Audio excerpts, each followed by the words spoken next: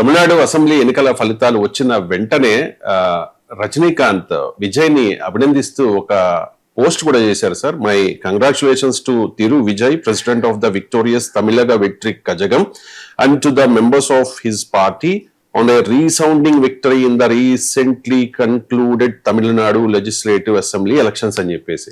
So Rajinikanth Vijay కి అభినందనలు తెలపడం పట్ల విజయ్ అభిమానులు కూడా చాలా సంతోషం వ్యక్తం చేశారు, రజనీకాంత్ అభిమానులు కూడా. సో రజనీ మద్దతు విజయ్ కి ఉంటుంది, మద్దతు ఇన్ ద సెన్స్ నైతిక మద్దతు ఉంటుంది అని అనుకుంటున్న లోపే నిన్న స్టాలిన్ ని రజనీకాంత్ కలిశారు సార్. సో ఏదో జరుగుతోంది అనే ప్రచారం పెద్ద ఎత్తున జరుగుతోంది. స్టాలిన్ రజనీ భేటీ ఏముంది, ఏం కలిసి ఏం చేస్తారు, ఏం జరగడానికి అవకాశం ఏముందాడా? మీరు అసలు నైతిక మద్దతు ఇస్తారని మీరు అనుకోవచ్చు, ఎవరు అనుకోలేదు. ఎందుకంటే రజనీకాంత్ హిస్టారికల్ గా డిఎంకే సపోర్టర్. ఇప్పుడు కాదు, ఆయన 1989 లో కూడా డిఎంకే ఓటు వేయని అడిగాడు. జయలలితకు వ్యతిరేకంగా మీకు ఎన్నికల ప్రచారం చేశాడు డిఎంకే. ఇప్పటిది కాదు కదా డిఎంకే రజనీకాంత్ల బంధం, ఈనాటిది కాదు. సో డిఎంకేకు మద్దతుగా సుదీర్ఘ కాలం నుంచి రజనీకాంత్ పనిచేస్తున్నాడు. బహిరంగంగా తన అభిమానులకు పిలిపించాడు, జయలలితను ఓడించండి, డిఎంకేకు ఓటేయండి అని. డిఎంకేకు అనుకూలంగా నీకు తన అభిమానులకు కాలిచ్చినటువంటి వ్యక్తి రజనీకాంత్. సో అందువల్ల రజనీకాంత్ విజయ్కి నైతిక మద్దతు అని ఎవరు అనుకున్నారని నేను అనుకోను. ఎందుకంటే దట్ ఇస్ ఇవాళ కొత్తగా ఫ్రెండ్షిప్ కాదు. DMK Stalin is the great top most leader of Indian politics అని రజనీకాంత్ బహిరంగంగానే మాట్లాడాడు. సో దేశంలో ఒక టాప్ పొలిటికల్ లీడర్ స్టాలిన్ అని. అందువల్ల రజనీకాంత్ సపోర్ట్ ఫర్ డిఎంకే ఇది వెల్ నోన్. సో అదేమి ఆయన రజనీకాంత్ న్యూట్రల్ గా ఎప్పుడూ లేడు. రజనీకాంత్ క్లియర్ గా డిఎంకేతో ఐడెంటిఫై ఉన్నాడు.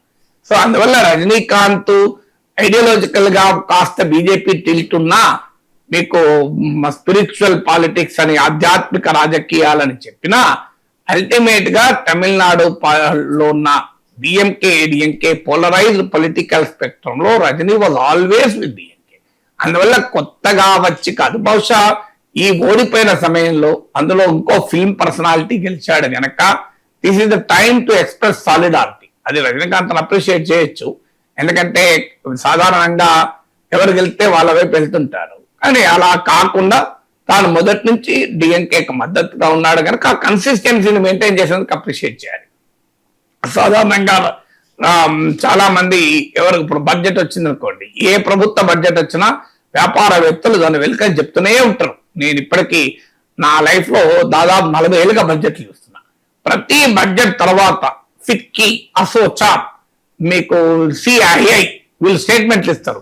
అది కాంగ్రెస్ బడ్జెట్ అయినా, అది కమ్యూనిస్టుల బడ్జెట్ అయినా, అది యునైటెడ్ ఫ్రంట్ అయినా, నేషనల్ ఫ్రంట్ అయినా, జనతా పార్టీ అయినా, బీజేపీ అయినా, అందరి బడ్జెట్ ఆహ్వానిస్తూనే ఉంటారు, ఏ బడ్జెట్ వ్యతిరేకించిన వాళ్ళు. సో అన్ని బడ్జెట్ చాలా గొప్పగా ఉన్నాయి బడ్జెట్లో, కానీ ఇది వేస్తే బాగుందని చిన్నగా నసుకుతారు, కానీ అప్రిషియేట్ అయితే వేస్తారు. ఎందుకంటే వాళ్ళకి అన్ని ఏ ప్రభుత్వాలు ఎవరుంటే వాళ్ళతో పనులు ఉంటాయి కదా, ఎందుకు పెంచుకుంటా మాకేం పని అని చెప్పి దేన్నైనా వెల్కమ్ చేస్తారు. కాగడా పట్టి వెటికైనా దేన్న పట్టుకొని దాన్ని వెల్కమ్ చేస్తారు. సో అది స్వభావం. చాలా రేర్ గా ఎప్పుడో ఒకరు కొద్దిగా క్రిటికల్ గా ఉంటారు, చాలా రేర్ అది. సో అలాగే సినిమా వారికి కూడా సాధారణంగా ఎవరు గెలిస్తే వాళ్ళకి అనుకూలంగా ఉంటారు. కానీ రజనీకాంత్ ఈ స్టూడ్ ఫర్ హిస్ గ్రౌండ్ కదా, ఆ మేరకు మనం అప్రిషియేట్ చేయాలి. రాజకీయ నాయకుల్లాగా ఫిరాయించలేదు కదా, విజయ్ అయ్యాడు కనుక వెంటనే విజయ్ వైపు నేను ఉంటా అన్నది. ఎస్, ఈ stood for his values. So డిఎంకేకి మొదటి నుంచి మద్దతు ఇచ్చున్నాడు. ఇప్పుడు కూడా ఈ కష్టకాలంలో కూడా నేను డిఎంకేతో ఉంటాను, డిఎంకేకి నా సాలిడారిటీ అని ఎక్స్పెక్ట్ చేశాడు. సో ఆ మేరకు అప్రిషియబుల్ కదా. అయినా రజనీకాంత్ ఇప్పుడు ఏం చేయగలుగుతాడు? ఎన్నికల ముందన్నా కనీసం రజనీకాంత్ అభిమానులు కాస్త డిఎంకేకి ఓటు వేస్తారేమో అనుంటుంది. ఇప్పుడు రజనీకాంత్ ఎన్నికలు కూడా అయిపోయాయి, రేపు మళ్ళీ భవిష్యత్తులో ఎన్నికలు వస్తే అప్పుడు చూడాలి కదా, అప్పటిదాకా ఏముంది.